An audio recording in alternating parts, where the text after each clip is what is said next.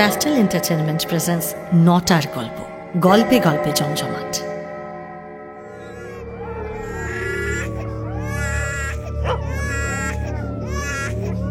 কাঁদে না মা, কাঁদে না। বাবা বাবা এক্ষুনি চলে আসবেন। কেন যে যেতে দিলাম। ইস, কত দূর গেলেন কে জানে। কাঁদে না মা, কাঁদে না।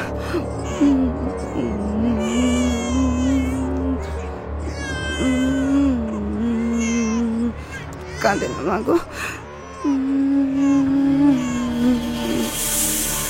কে কে ওখানে? কে কে তোমরা? কারা এখানে কেন এসেছো? কারা? আমরা জম, সাক্ষাৎ মরণ। তুমি তুমি তুমি তুমি চলো, চলো আমাদের সঙ্গে। আমি যাবো না, চলো। আমি যাবো না তোমাদের সাথে। ছেড়ে দাও আমাদের, দয়া করো। কেন এরকম করছো? আমি যাবো না, যাবো না আমি। ছেড়ে দাও আমাদের, ছেড়ে দাও, ছেড়ে দাও আমাদের। না, আরে আরে অজ্ঞান হয়ে গেল তো। যাক, ভালো তো, আর ঝামেলা করবে না। হ্যাঁ, আর বাধাও দেবে না। চল চল, এদের তোল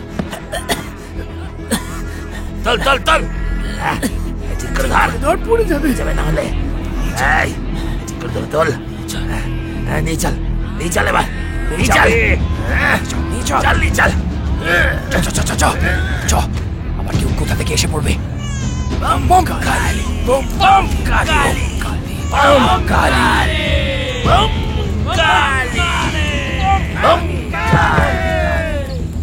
এবার এবার এবার এদের কি করব? হ্যাঁ, কি করবে এবার? অনেক গয়না কিন্তু। হ্যাঁ, কি বলো সর্দার? সব একেবারে খাঁটি সোনা। এ নিশ্চয়ই বড় ঘরের বউ। বড় ঘর না ছোট ঘর তা জেনে আমরা কি করব শুনি? হ্যাঁ, এই সোনার গয়না নিয়ে কি করব আমরা? হ্যাঁ, কে কিনবে এই আকালের বাজারে এত খাঁটি সোনার গয়না? হ্যাঁ, কে কিনবে কে? হ্যাঁ, সোনা ফোটালে কি চাল হয়? হ্যাঁ, সোনা খাওয়া যায়? এই সোনা আমাদের চাই না, চাই না। আমাদের চাল দাও, চাল। ঠিক, গয়নায় পেট ভরবে। আমাদের ভাগের গয়না তুমি রাখো। আমাকে আমাকে চাল দাও, এক মুঠো চাল দাও, দয়া করো। আর পাচ্ছি না, খিদেতে প্রাণ পাচ্ছি না। ও, আমাকে চাল দাও, আমার গয়না লাগবে না। দুদিন ধরে শুধু গাছের পাতা খেয়ে আছি, এবার মরে যাব। চাল দাও, চাল দাও, আমাদের চাল দাও, চাল দাও আমাদের, চাল দাও। থামো, চিৎকার করো না। চাল আমি বা কোথায় পাবো? এই গয়না নিয়ে আমাকেও তো টাকারা বাকিরা ভুল বলে নাই সর্দার। যদি যদি চাল না দিতে পারো তাহলে এই গয়না আমারও চাই না, চাই না এই গয়না আমার। এই নাও, এই নাও তোমার গয়না, নাও তুমি রাখো। আমাদের গয়না চাই না, মার চুরে মার গয়না। গয়না ছুঁড়িস না, লাগছে। আমাদের চাই না, তুমি চিবিয়ে খাও। আমাকে আমাকে আমাকে মারিস না। আমি আমি আমি মরে গেল, মরে গেল তো, মরে গেল। এবার এবার এবার কি হবে? হ্যাঁ, এবার কি হবে? তো কত কিছুই খেয়েছি, শিয়াল, কুকুর, সব। যদি যদি অখাদ্য খেয়ে প্রাণ বাঁচাতে হয় তাহলে তাহলে এই বেটাকেই খাই না কেন? দলের সর্দার হয়তো খেতে দিতে পারেনি, এখন এখন মরে কাজে আসুক। এই শুনেছি শুনেছি মানুষের মাংসের স্বাদ খুব ভালো। আজ তবে আমরা মানুষ খাই। হ্যাঁ, কি বলিস? মানুষ খাই, কি বলিস? হ্যাঁ,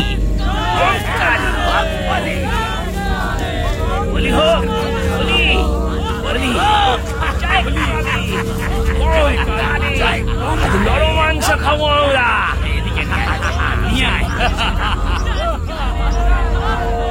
আগুন জ্বালা, শুকনো ঘাস পাতা কাঠ সব জড়ো কর। ওরে জ্বালা জ্বালা, আগুন জ্বালা। তো এদিকে নিয়ে আয় ওকে, নিয়ে আয় চল এই চল। আরে দাঁড়া, যদি মহা মাংস খেয়ে আজ প্রাণে বাঁচি, তাহলে এই বুড়ো শুকনো মাংস খাবো কেন? হ্যাঁ, আজকে যা লুট করে এনেছি তাই খাবো। এসো এসো এসো এসো, ওই কচি বউ আর ওই মেয়েটাকেই পুড়িয়ে খায়। এখনো শরীরের মাংস শুকিয়ে যায়নি ওদের।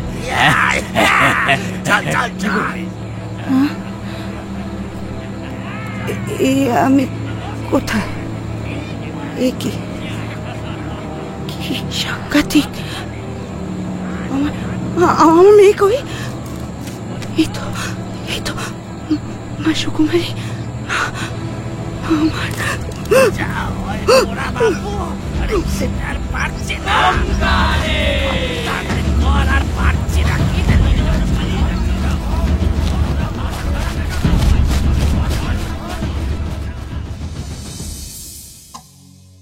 জীবনের সব গল্প ঠিক সময়ে ঘড়ি ধরে হোক বা না হোক, আমাদের গল্প কিন্তু ঘড়ি মিলিয়েই শুরু হয়, ঠিক রাত 9টায়।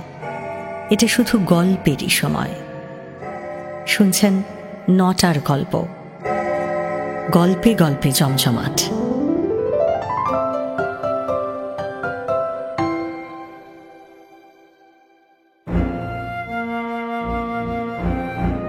1882 সালে প্রকাশিত বঙ্কিমচন্দ্র চট্টোপাধ্যায়ের আনন্দমঠ আজকের নিরিখে প্রাচীন সাহিত্য, কিন্তু যে বীজ মন্ত্রটিকে বুকে আঁকড়ে পরবর্তীকালে বিপ্লবীরা পরাধীন ভারতের স্বাধীনতা সংগ্রামে ঝাঁপিয়ে পড়েছিলেন, তা এই উপন্যাস থেকেই সেদিন পেয়েছিল ভারতবাসী। বন্দে মাতরম। দেশ স্বাধীন হবার 75 বছর পরেও বন্দে মাতরম শব্দটি আজও আমাদের রক্তে প্লাবন আনে। এই গান আমাদের আবেগ মথিত করে, দেশ মায়ের প্রতি প্রেম সমীহ জাগিয়ে তোলে, আমাদের জাতীয়তা বোধে উদ্বুদ্ধ করে। আনন্দমঠের সঙ্গে আজকের ভারতের যোগ এইটুকুই।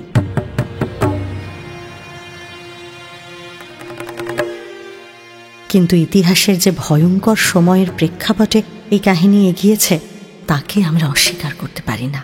1176 বঙ্গাব্দের মন্বন্তরের কালো ছায়া যেমন এই কাহিনীতে স্পষ্ট, তেমনই স্পষ্ট সেই সময়ের প্রেক্ষাপটে বঙ্কিমচন্দ্রের একান্ত নিজস্ব দেশ চেতনার তত্ত্ব। দেশ ছাড়া যেখানে সমস্ত আবেগ তুচ্ছ।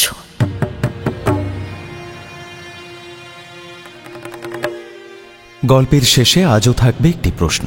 প্রথম 10 জন সঠিক উত্তরদাতার নাম ঘোষণা করা হবে আগামী সপ্তাহের গল্পের শেষে।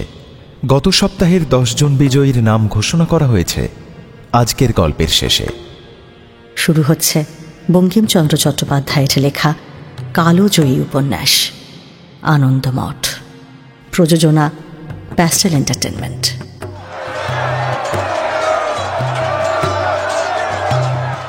সতেরোশো 57 খ্রিস্টাব্দ পলাশির যুদ্ধে সিরাজ দৌলার পরাজয়ের পর 8 বছরের মধ্যে দিল্লির সম্রাট শাহ আলমের কাছ থেকে east India company Bangla, Bihar, ওড়িশার দেওয়ানি লাভ করে। ইংরেজ বণিকের মানদণ্ড তখনও কিন্তু রাজদণ্ডে পরিণত হয়নি। বাংলা কোনো শাসক পেল না, পেল খাজনা আদায়ের নামে সীমাহীন শোষণ আর লুঠতরাজ। বিস্তীর্ণ অঞ্চলের রাজস্বের দায়িত্ব পেয়ে ইংরেজরা প্রজাদের উপর অতিরিক্ত করের বোঝা চাপাল। টানা 3 বছর অনাবৃষ্টির ফলে ফলন হল না। রাজা তার রাজস্ব কড়ায় গণ্ডায় বুঝে নিল।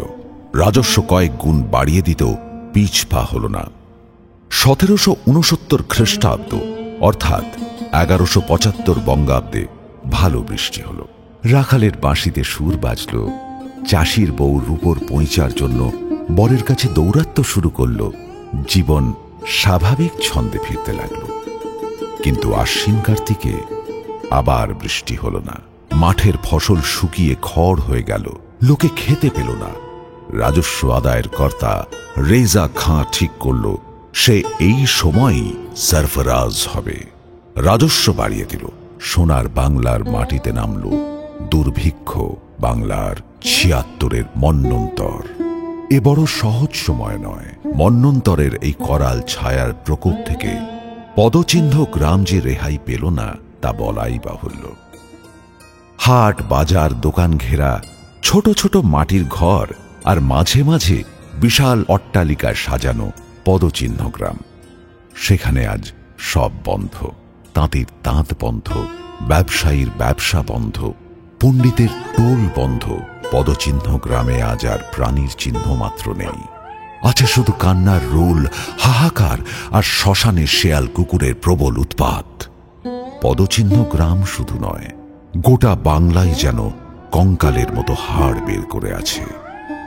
মানুষ প্রথমে ভিক্ষা করতে শুরু করল, তারপর ঘটি বাটি, তারপর গরু, লাঙল, জোয়াল, জোত, জমি বেচতে শুরু করল। সেই বিক্রি গিয়ে ঠেকল ঘরের বউতে, তারপর ছেলে মেয়ে। কিন্তু কিনবে কে? কার পয়সা আছে? গরিব বড়লোক এখন সব এক দর হয়ে গেছে।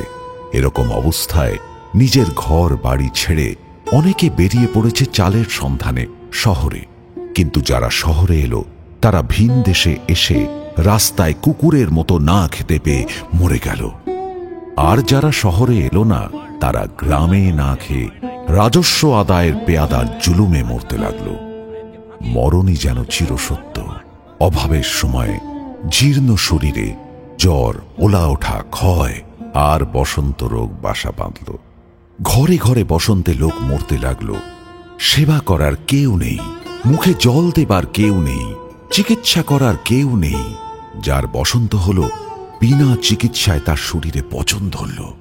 অবশেষে তাকে ফেলে সবাই পালালো। এমনই ভয়ঙ্কর সময়ে মৃতপ্রায় পদচিহ্ন গ্রামে পর্বতের মতো মাথা উঁচু করে দাঁড়িয়ে আছে একটি বিরাট অট্টালিকা। তার বড় বড় ছড়বালা থাম দূর থেকে দেখা যায়। শোভা বলতে কিছুই নেই আজ তার। দরজা বন্ধ, শব্দহীন, হাওয়া চলে না। ভেতরে দুপুরবেলাতেও জমাট বাঁধা অন্ধকার। সেই বাড়িরই এক প্রায় অন্ধকার ঘরে বসে আছে সেই বাড়ির কর্তা মহেন্দ্র সিংহ, তার স্ত্রী কল্যাণী আর তার কোলে শিশুকন্যা সুকুমারী। মহেন্দ্র ও কল্যাণী পড়েছে মহাচিন্তায়। বাড়ির চাকরেরা সকলেই হয় মরেছে অথবা পালিয়েছে। মাত্র এই তিনজন বাড়ি আগলে এখনো আছে, কিন্তু খিদের জ্বালায় তাদেরও নাজেহাল অবস্থা।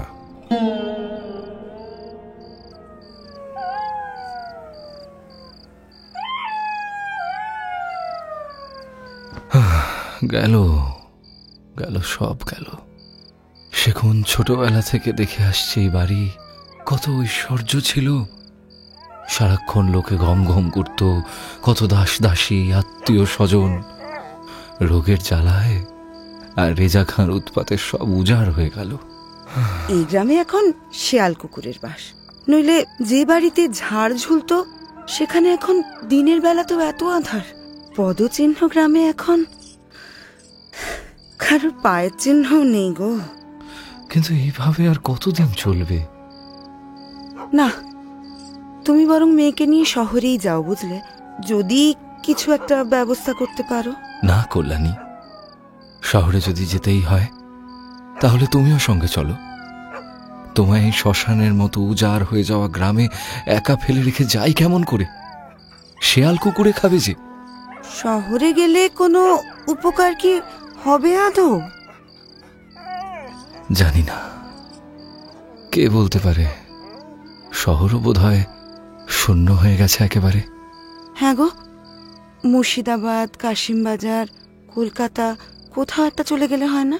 তারপর যা হবে দেখা যাবে, না হয় কোথাও একটা গতি ঠিকই হয়ে যাবে। দেখো, কি বলো? সে না হয় বুঝলাম, কিন্তু কিন্তু আমি ভাবছি অন্য কথা। এই বাড়িতে পূর্বপুরুষদের সব সম্পত্তি আছে, সব ফেলে রেখে চলে যাব? লুট হয়ে যাবে যে। এই যা সময় পড়েছে এমনিতেও লুট হয়ে যাবে আর কয়েকদিনের মধ্যেই। তখন তুমি আর আমি মিলে ঠেকাতে পারবো? না খেতে পেয়ে মরে গেলে সম্পত্তি কে ভোগ করবে শুনি? এখন বরং সব বন্ধ টন্ধ করে দিয়ে যাই। বেঁচে থাকলে না হয় ফিরে এসে ভোগ করব। তোমার যা শরীরের অবস্থা, না খেয়ে খেয়ে দুর্বল হয়ে গেছো একেবারে। তুমি এতটা পথ হেঁটে যেতে পারবে? দেখি না গো চেষ্টা করে, তুমি চিন্তা করো না। আর পথে যদি কোথাও পড়ে মরি, কল্যাণী, তবু তোমরা দুজন তো বাঁচবে, সবাই মিলে মরে কি লাভ? আহ, ও কথা বলো না কল্যাণী। ও কথা শুনলে আমার বড় কষ্ট হয়। পরদিন ভোরে একটা পুঁটলি গুছিয়ে নিয়ে, যা কিছু না নিলেই নয় ততটুকু দরকারি জিনিস নিয়ে, কিছু অর্থ সঙ্গে নিয়ে মহেন্দ্র ও কল্যাণী ঘর ছাড়বে ঠিক করল। কই হলো? এই তো। এ কি, তুমি গোলা, বন্দুক, বারুদও সঙ্গে নেবে নাকি? খুব খারাপ রাস্তা কল্যাণী, পদে পদে ডাকাত আর লুটবাজেরা ঘুরছে। আত্মরক্ষার জন্য অস্ত্র নেব না? বেশ, তবে আমি অস্ত্র নিয়ে আসি। তুমি মেয়েটাকে একটু ধরবে? তুমি আবার কি অস্ত্র নেবে? পথে কত আপদ বিপদ, এই ছোট কৌটোটায় কিছুটা বিষ নিয়ে নিলাম, যদি কখনো দরকার পড়ে। বিষ? এই বিষ দিয়ে কি হবে? দেখো, সাবধানে সাবধানে, এই পথ দিয়ে এসো। কাঁদে না মা আমার, সোনা মা আমার। এই তো, আর একটু গেলেই তোমায় খেতে দেবো মা। ওমা কাঁদে না, একটু সহ্য করো মা। কল্যাণী, না মা, না না। কল্যাণী, দেখো সামনে একটা বাড়ি দেখা যাচ্ছে, ওখানে নিশ্চয়ই একটু জল আর কিছু খাবার পাওয়া যাবে। এসো এসো এসো, দেখে সাবধানে। হ্যাঁ, সাবধানে। বাড়ি তো পুরো হাট করে খোলা গো, দরজা জানলার সব তো ভাঙা মনে হচ্ছে। এ বাড়িতে কি কেউ থাকে না নাকি? হ্যাঁ গো, কে জানে। এখানেও সকলে বাড়ি ঘর ফেলে রেখে চলে গেছে। কেউ আছেন? ওমা, দাঁড়ান, শুনছেন? কিন্তু না তুমি, কেউ আছেন ভেতরে? একটু জল পাওয়া যাবে? আমার কথা শুনতে পাচ্ছেন? আমার মেয়েটাকে যদি একটু দুধ দিতেন। কেউ আছেন? কল্যাণী, কাঁদে না মা। মনে হচ্ছে এবারে একেবারে ফাঁকা। তবে তুমি সুকুমারীকে নিয়ে একটু বসো। হ্যাঁ, একটু অপেক্ষা করো। আমি শ্রীকৃষ্ণের দয়া একটু দুধের খোঁজ করি গিয়ে। তুমি এখানেই অপেক্ষা করো কিন্তু। ওগো, হ্যাঁ, তুমি যেও না। এখানে কাকে চেনো তুমি? কোথায় যাবে? কাকে বলবে? কে খাবার দেবে তোমায়? তুমি যেও না। কল্যাণী, শোনো শোনো, নিজেরা না খেয়ে থাকা যায়, কিন্তু চোখের সামনে সন্তানের খিদে দেখা যায় না যে। আমি যে ওর বাবা। তুমি কিছু ভেবো না, এখানে জনমানুষ নেই। তুমি চুপ করে সাহস করে বসো, আমি দেখি, ঠিক দুধ নিয়ে ফিরে আসবে এক্ষুনি। দেখো। মা কল্যাণী সন্তানকে আগলে এদিক ওদিক চেয়ে ভয়ে ভয়ে একা অপেক্ষা করতে লাগলো মহেন্দ্রর। মহেন্দ্র পথে পথে ঘুরে কাউকেই প্রায় দেখতে পায় না। এই জায়গাটাও শূন্য হয়ে গেল নাকি? কিন্তু সে যে কথা দিয়েছে কল্যাণীকে, সে সুকুমারীর জন্য দুধ নিয়েই ফিরবে, কথা না রেখে সে ফেরে কেমন করে? এদিকে কল্যাণী মেয়েকে শান্ত করার চেষ্টা করে, তারও চোখ লেগে আসে ঘুমে। কোলে মেয়ে কখন কাঁদতে কাঁদতে ঘুমিয়ে পড়েছে। কল্যাণীও যেন এই নিঃশব্দ ফাঁকা বাড়িতে তন্দ্রাচ্ছন্ন হয়ে পড়েছিল। হঠাৎ আগাছার ঝোপের মধ্যে কি একটা শব্দ হলো, কি যেন হুশ করে সরে গেল ওদিকে কালো মতো। কল্যাণী ভয় পেয়ে যায়। বেশ বুঝতে পারে এরা আর কেউ নয়, মানুষ। তাদের ছায়ার মতো শরীর, উলঙ্গ, বিরাট, রোগা, কালো আর বিকট। একটার পর একটা এমনই ছায়ামূর্তি এসে জড়ো হতে থাকলো ভীত সন্ত্রস্ত কল্যাণীর চারপাশে। কল্যাণীকে ঘিরে তখন তাদের একটা দল দাঁড়িয়ে পড়েছে। অবস্থা বিশেষে মানুষ ভয়ঙ্কর জন্তু মাত্র। আজ নরম মাংস খাবো আমরা। ঈশ্বর, কোথায় এসে পড়লাম আমরা? কি করি? হাতের বাঁধনটাও যদি একটু খুলতে পারতাম।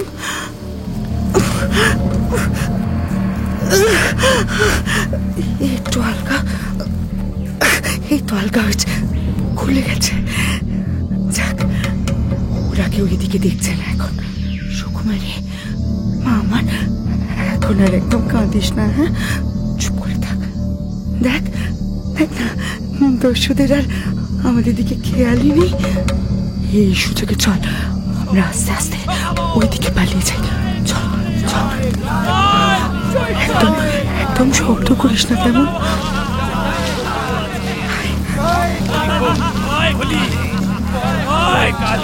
আজ নরম মাংস খাবো।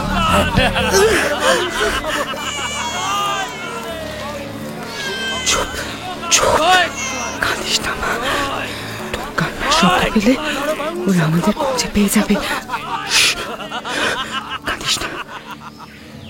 বিকট বিভৎস দস্যুদের দল কল্যাণী আর সুকুমারীকে তুলে এই বাড়ি ছেড়ে কোন সুদূরে চলে যাওয়ার কিছুক্ষণ পর এই ফাঁকা বাড়িতে এক কলসি দুধ হাতে করে ঢুকল মহেন্দ্র। কল্যাণী, কল্যাণী, কল্যাণী, এই দেখো, এই দেখো কল্যাণী, আমি দুধ এনেছি। ভিনদেশ হলেও এখনো সবাই দস্যু হয়ে যায়নি গো। কল্যাণী, কল্যাণী কোথায় গেল? এখানেই তো বসতে ভুলে গেলাম। কল্যাণী, সুকুমারী কোথায় গেলে? কল্যাণী, কল্যাণী, কল্যাণী। এদিকে কল্যাণী আর সুকুমারীকে দস্যুরা জঙ্গলের মধ্যে যেখানে টেনে নিয়ে গিয়েছিল সেখান থেকে কল্যাণী খুব সন্তর্পণে বেশ কিছুটা দূরে সরে গেছে। চোখের আড়ালে এসে কোনো মতে একটা ঝোপের পিছনে লুকিয়ে পড়েছে সে।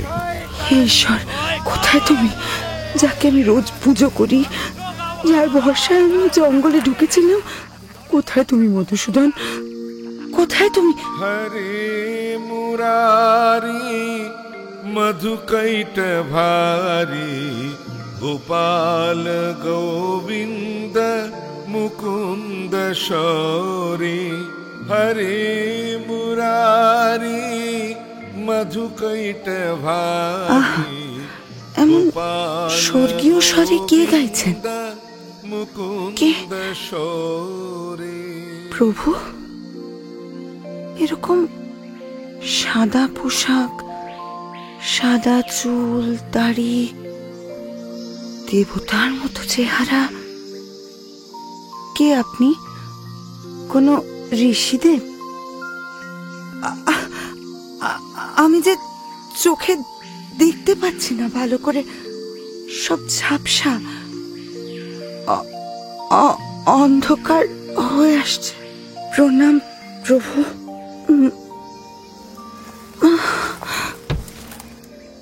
বনের মধ্যে এক বিশাল এলাকা জুড়ে পাথরে ঘেরা এক বড় মঠ। বহু যুগ আগে এটা বৌদ্ধদের বিহার ছিল, পরে হিন্দুদের মঠ হয়েছে। এলাকা জুড়ে চারিদিকে সারি সারি দোতলা অট্টালিকা, মাঝে মাঝে অনেকগুলো মন্দির এবং সামনে একটা নাট মন্দির। উঁচু পাঁচিল আর বড় বড় গাছ দিয়ে চারিদিক এতটাই ঘেরা যে কিছুই দেখা যায় না। জ্ঞান ফেরার পরে কল্যাণী নিজেকে এই মঠেরই একটা ঘরে দেখতে পেল। কল্যাণীর সামনে দাঁড়ানো সাদা পোশাকের সেই মহাপুরুষ সত্যানন্দ, মঠ প্রধান। গলায় আঁচল টেনে কল্যাণী এবার তার অসমাপ্ত প্রণাম সম্পূর্ণ করল। এ কি, আমি কোথায়? আমার মেয়ে কই? কই আপনি সেই ঋষিদেব না? ভয় করো না মা, এ হলো দেবতার স্থান। এখানে কোনো ভয় নেই তোমার, কেউ তোমায় কিচ্ছু করবে না। ওই যে দেখো, তোমার পাশেই তোমার মেয়ে ঘুমোচ্ছে। একটু দুধ রেখেছি তোমাদের দুজনের জন্যই। ওই দেখো, ওই মাটির ভাঁড়ে। একটু খেয়ে নাও আগে, তারপর কথা বলবো, কেমন?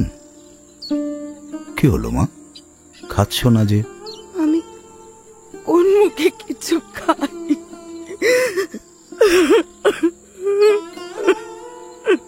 আহা মা, কেঁদো না, কেঁদো না। তোমার অসুবিধের কথা আমায় নির্দ্বিধায় বলো মা। বাবা, আমার স্বামী। এই দেখো, নিজেকে সামলাও মা। আমি বনবাসী ব্রহ্মচারী, তুমি আমার কন্যা। আমি যখন বন থেকে অজ্ঞান অবস্থায় তোমাকে তুলে আনি তখন তোমাকে অত্যন্ত ক্ষুধার্ত মনে হয়েছিল। কিছু না খেলে তুমি বাঁচবে কি করে মা? আপনি ঠাকুর, ঋষিদেব, আপনাকে বলতে বাধা নেই। বাবা, আমার স্বামী যে এখনো কিছু খায়নি ঠাকুর। তার সঙ্গে দেখা না হলে আমি কেমন করে খাই? তা তোমার স্বামী কোথায়? আমি জানি না ঠাকুর। তিনি যে আমার মেয়ের জন্য দুধের সন্ধানে আমাদের ওই ফাঁকা বাড়িটায় রেখে বেরিয়েছিলেন। তারপর তুমি মহেন্দ্রর স্ত্রী? আর বলতে হবে না মা, আমি সব বুঝতে পেরেছি। কিচ্ছু চিন্তা করো না মা। তুমি এবার আমার কথা শুনে এই দুধটুকু মেয়েকে অন্তত খাওয়াও। আমি কথা দিচ্ছি, আমি তোমার স্বামী মহেন্দ্রর খবর ঠিক নিয়ে আসব। তুমি এই মঠেই নির্ভয়ে একটু অপেক্ষা করো কেবল। দেবতা, আপনার দুটো পায়ে পড়ি। আপনি ঈশ্বর, শুধু আমার স্বামীকে খুঁজে এনে দিন। কল্যাণী আর সুকুমারীকে মঠে রেখে সত্যানন্দ বেরিয়ে পড়লেন বাইরে। রাত তখন অনেক। মাথার উপর চাঁদটাকে সঙ্গী করে জঙ্গলের পথ ধরলেন তিনি। সামনে বিস্তীর্ণ প্রান্তর। চাঁদের অল্প আলোয় মাঠের এপার ওপার দেখা যাচ্ছে না। মাঠ যেন অনন্ত, নির্জন, গা ছমছম করে। এই মাঠ দিয়েই মুর্শিদাবাদ ও কলকাতা যাওয়া যায়। মাঠের এক ধারে বড় বড় আম ও নানান গাছে ঘেরা ছোট পাহাড়। চাঁদের আলো গাছের মাথা ও পাহাড়ের গায়ে সরু সরু আলো আঁধারির নকশা এঁকেছে। ব্রহ্মচারী সত্যানন্দ সেই পাহাড়ের উপর উঠে চূড়ায় দাঁড়িয়ে স্তব্ধ হয়ে কি যেন শুনতে লাগলেন। যদিও প্রান্তরে কোনো শব্দ নেই, অন্তত সাধারণ মানুষের কানে সেই শব্দ কোনোভাবেই ধরা পড়বে না। কিন্তু কিছু একটা অনুসরণ করেই পাহাড় আর নিচের রাজপথের মাঝখানে সারি সারি গাছের জঙ্গলের দিকে এগোলেন সত্যানন্দ। দূরে গাছের তলার অন্ধকারে দীর্ঘাকার কৃষ্ণকায় গাছের ছাল জড়ানো সারি সারি মানুষের জমায়েত। 200 জন মানুষ, তাদের হাতে তীর ধনুক। সত্যানন্দ তাদের সামনে দাঁড়িয়ে একটা ইঙ্গিত করলেন। কেউ উঠল না, কথা বলল না, একটা টু শব্দ অব্দি করল না। সকলের মুখের উপর দিয়ে দৃষ্টি বুলিয়ে অবশেষে সত্যানন্দ একজনকে স্পর্শ করলেন। সে উঠে দাঁড়াল। দাড়ি গোফে ঢাকা মুখের সেই বলিষ্ঠ সুন্দর পুরুষ এরপর সত্যানন্দকে অনুসরণ করে জমায়েত থেকে কিছুটা দূরে এসে দাঁড়ালেন। তার পরনে গেরুয়া বসন, কপালে ও বুকের কাছে চন্দন। ভবানন্দ, প্রণাম গুরুদেব। আজ্ঞা করুন। মহেন্দ্র সিংহর কোনো খবর পেয়েছ কি? মহেন্দ্র সিংহ তার স্ত্রী আর মেয়েকে সঙ্গে নিয়ে বাড়ি ছেড়ে বেরিয়ে গেছেন গুরুদেব। আপাতত একটা ফাঁকা বাড়িতে স্ত্রীকে আর মেয়েকে বসিয়ে রেখে নিজে তাদের জন্য খাবার আনতে গেছেন। সেই ফাঁকা বাড়িতে কি ঘটেছে সেসব আমি জানি ভবানন্দ। কারা ঘটালো এই কাজ কিছু জানো? চাষাভূষা হবে গুরুদেব। আর এই অনাহারে কে ডাকাত নয় বলতে পারেন?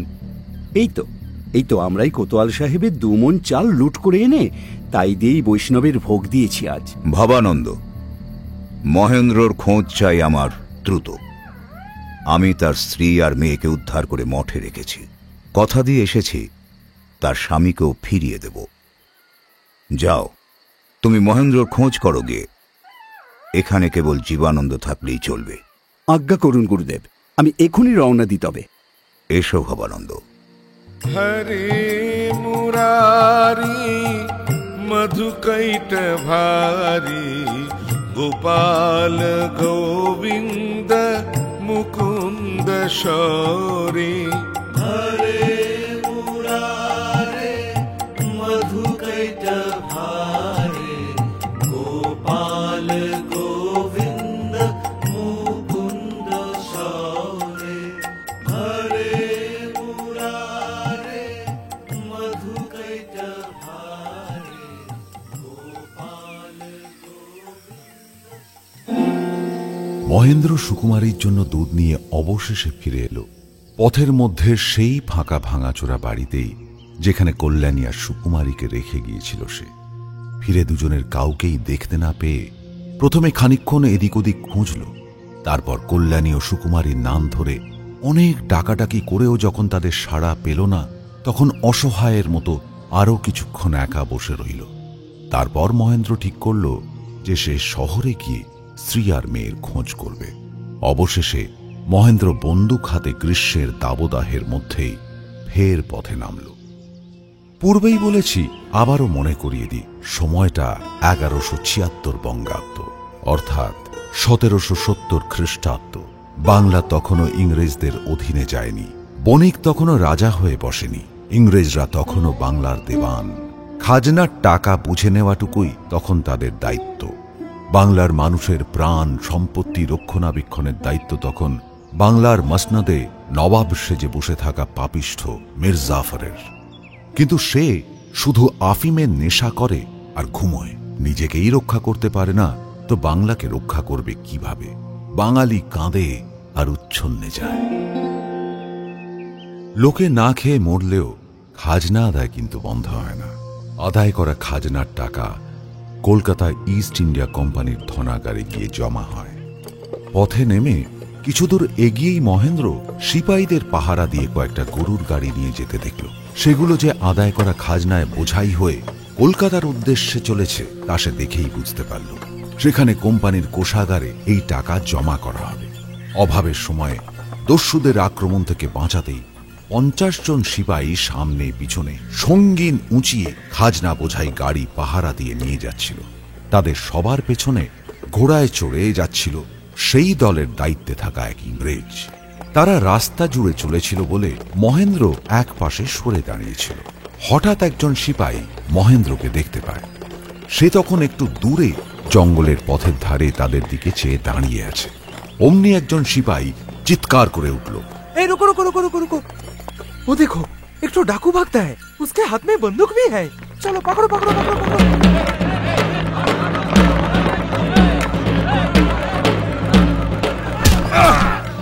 আমার খুশি মারা হচ্ছে, সাহস তো কম না। আমি কি করেছি? হ্যাঁ, জামাই ধরতে এলে? আমি চোর না ডাকাত? চুপ, জামা ছাড়ো, জামা ছাড়ো আমার। চলে দেখি, ছাড়ো বলছি, ছাড়ো। মহেন্দ্র খালি হাতে কেবল আরেকটি ঘুষি মেরেছিল। তার রাগের প্রকাশ একটু বেশিই হয়েছিল। তার ঘুষিতে সিপাহীটি রাস্তায় অচেতন হয়ে পড়ে গেলে আরও 3-4 জন সিপাহী এসে মহেন্দ্রকে জোর করে টানতে টানতে সেনাপতি সাহেবের কাছে নিয়ে গেল এবং সাহেবকে বলল যে এই ব্যক্তি একজন সিপাহীকে খুন করেছে। বলা বাহুল্য, মহেন্দ্রকে আত্মসমর্পণ করতেই হয়। এদিকে মদ খেয়ে সাহেবের একেবারে টলমল অবস্থা। তিনি পাইপে একটা টান দিয়ে কিছু না বুঝেই হুকুম দিলেন, সিপাহীরা বুঝতে পারল না যে বন্দুকধারী একজন ডাকাতকে তারা কি করে বিয়ে করবে, কিন্তু সাহেবের আজ্ঞা অমান্য করে কার সাধ্যি? তাছাড়া নেশা ছুটে গেলে সাহেব হয়তো মত পাল্টাবে, বিয়ে করতে বলবে না। এই ভেবে অমনি 3-4 জন সিপাহী গরুর গাড়ি থেকে দড়ি বের করে এনে মহেন্দ্রকে বেঁধে সঙ্গে করে নিয়ে চলতে থাকল। মহেন্দ্র বুঝতে পেরেছিল এতগুলো লোকের সঙ্গে সে একা পেরে উঠবে না, লড়তে যাওয়াই বৃথা। তাছাড়া তার মন কল্যাণী আর সুকুমারীর জন্য ভারাক্রান্ত হয়েছিল, তাই অদৃষ্টের হাতে নিজেকে সঁপে দেওয়াই তার ঠিক মনে হল। চলতে থাকল মহেন্দ্র গরুর গাড়ির চাকার টানে। অন্যদিকে ব্রহ্মচারী সত্যানন্দের আদেশে ভবানন্দ সেই ফাঁকা বাড়িতে মহেন্দ্রর খোঁজ করতে গিয়ে তাকে সেখানে না পেয়ে ফের পথে নামল মহেন্দ্রর খোঁজে। রাস্তায় বেরিয়ে কিছুটা এগোতেই তার চোখে পড়ল সিপাহীদের খাজনার গাড়ি সার বেঁধে চলেছে কলকাতার দিকে। সিপাহীদের পথ ছেড়ে দিয়ে দাঁড়ালো ভবানন্দ। एक डाकू को लेके चल रहे हैं, वो देखो दूसरा भी आ गया। क्या? कोई? कहाँ? वो उधर वहाँ खड़ा है सन्यासी के भेष में। क्या देख रहे हो? चलो हमारे साथ, चलो। কেন বাপু, আমি আবার কি করলাম? तुम भी डाकू हो, अपना साथी को तुम बचाने आया, हमको सब मालूम है। আরে বাবা, ভালো করে দেখো, আমি গেরুয়া পরে রয়েছি, আমি ব্রহ্মচারী। ডাকাত কি কখনো এরকম দেখতে হয়? अच्छा अच्छा, অনেক সন্ন্যাসীও আজকাল ডাকাতি করে। চলো চলো বলছি, এই ধর শালাকে। লাগছে লাগছে, কি করছেন কি? আচ্ছা আচ্ছা প্রভু, কি করতে হবে আজ্ঞা করুন। लो लो लो माथे पर एक ठो मोट लो लो। কি? আরে একটা বস্তা মাথায় তোলো, তারপর চলো চলো। नहीं नहीं नहीं, इसको माल मत दो, भाग सकता है ये। दूसरे के साथ इसको भी बांध दो गाड़ी के संग। चल एदिके आय। আর কাকে যে ধরে নিয়ে যাচ্ছে এরা কে জানে। দেখি কি করা যায়। এই সিপাই, এদিকে শোনো। अरे सिपाही को मारा। বলেছি কে মাল বইতে দিস না, নির্ঘাত ডাকা। এখন বাঁধে কেউ আর একটার সাথে, তারপর চল বিচার কাকে বলে দেখাচ্ছি। সিপাহের গায়ে হাত তোলা। ভবানন্দকে ধরে সিপাহীরা মহেন্দ্রর পাশেই গাড়ির সঙ্গে বেঁধে দিয়ে গেল। ভবানন্দ মহেন্দ্রকে দেখা মাত্রই চিনতে পারল। দুজনেই পথ চলতে থাকল। মহেন্দ্র সিংহ, আমি তোমায় চিনি, তোমায় সাহায্য করব বলেই আমি এখানে এসেছি। আমায় সাহায্য? কে আপনি? আমি কে সেটা পরে জেনো, এখন যা বলছি তাই করো। দেখি তোমার হাতের বাঁধনটা গাড়ির চাকার উপরে রাখো। রাখো, চলন্ত গাড়ির চাকায় ঘষা লেগে খুলে যাবে।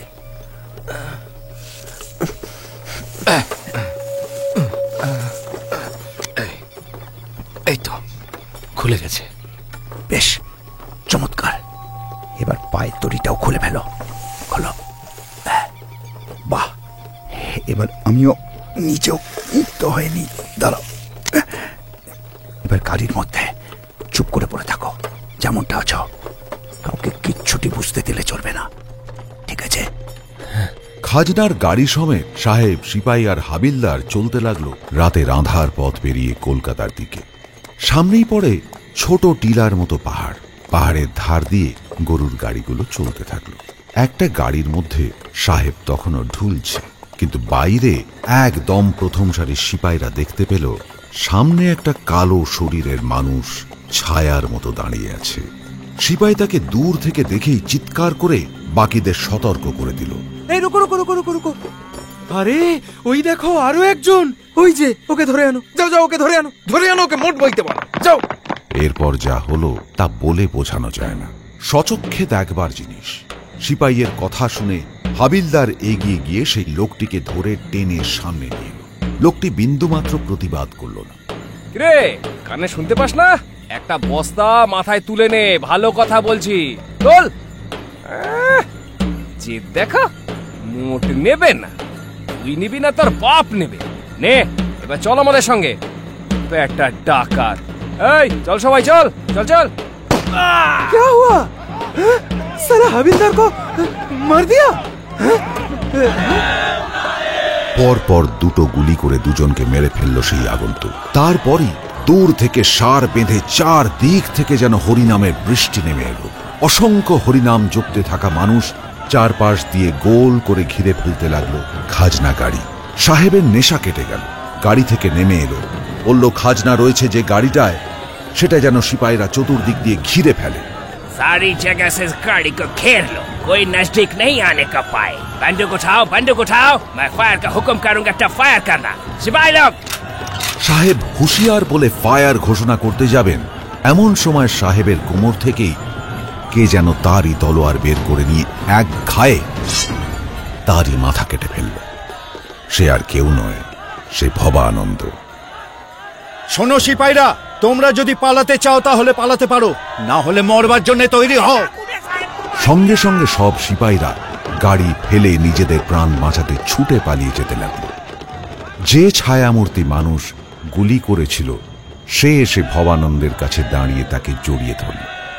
ভবানন্দ তাকে জড়িয়ে ধরে হেসে বলল, ভাই জীবানন্দ, সার্থক তোমার ব্রত। ভবানন্দ, তোমার নাম সার্থক হোক। এই তোমরা চলো চলো চলো চলো, আমাদেরকে এক্ষুনি এখান থেকে গাড়ি নিয়ে বেরোতে হবে। চলো, হাতে সময় নেই বেশি। চলো চলো, আমাদের সাথে এসো। কে আপনি? তোমার তাতে কি প্রয়োজন? প্রয়োজন তো আছে বটেই। আপনি আমার প্রাণ বাঁচালেন, আর আপনি কে তা আমি জানবো না? তাই নাকি? সে বোধ তোমার আছে? বাহ, তা তো এতক্ষণ বুঝতে পারলাম না।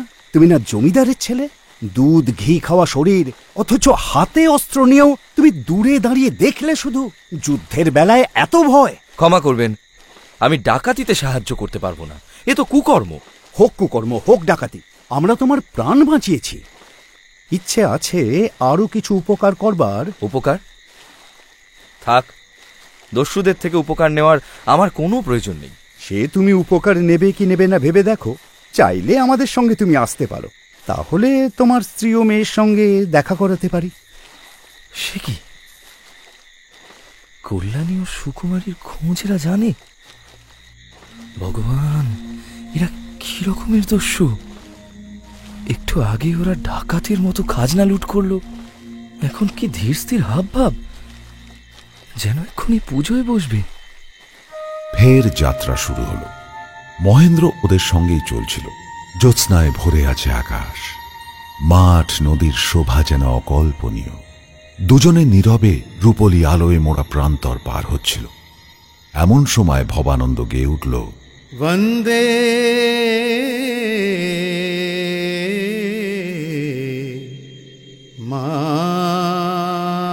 মাতরম সুজলাং সুফলাং মলয়জ শীতলাং শস্য শ্যামলাং মাতরম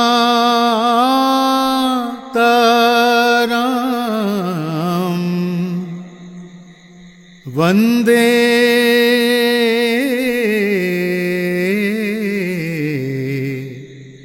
মাতরম। এই কোন মাকে বন্দনা করতে বলছেন আপনি? এই মা কে? আরো একটু শুনে দেখো তো, চিনতে পারো কিনা। শুভ্রজ্যোৎস্না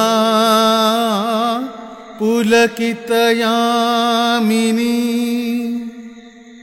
ফুল্লকুসুমিতা রুমদলশোভিনী সুহাসিনী সুমধুরভাষিনী সুখদাং বরদাং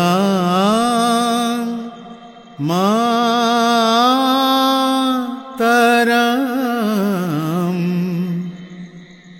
বন্দে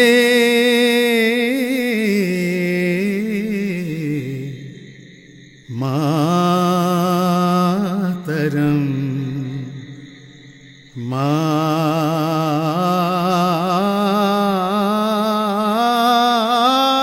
মাতরম বন্দে